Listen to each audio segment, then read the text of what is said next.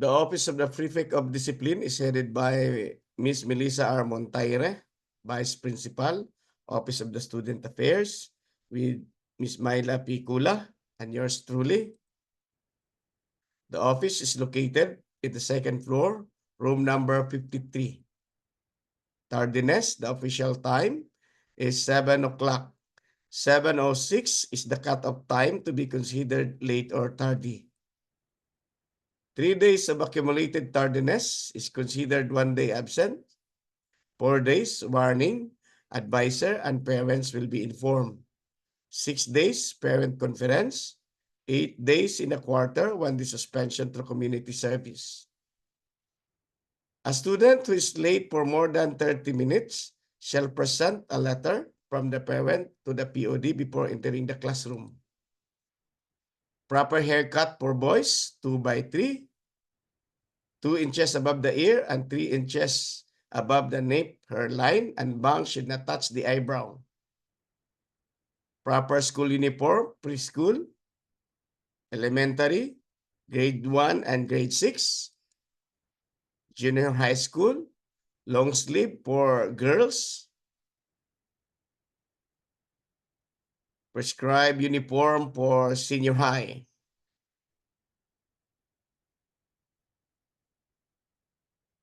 PE uniform with PSD winter jacket.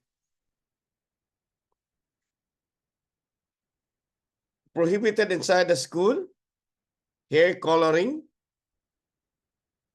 more than 2 earrings, makeup, lipstick, nail polish, skinhead, celebrity haircut with earrings for boys.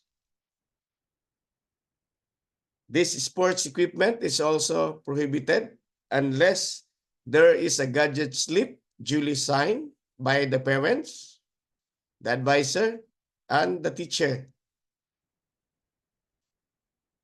Policy in using cell phone inside the campus.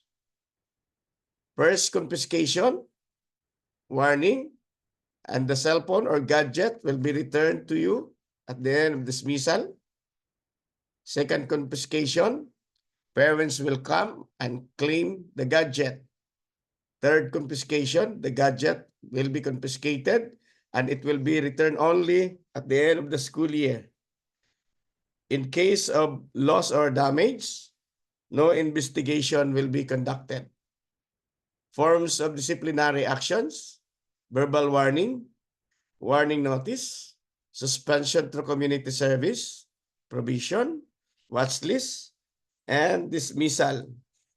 For minor and major offenses, please refer to the parents' agreement form signed during the enrollment, or you can visit the prefect of discipline in the second floor for more information.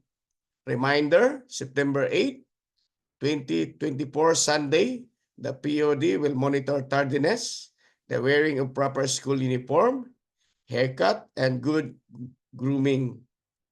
Thank you very much.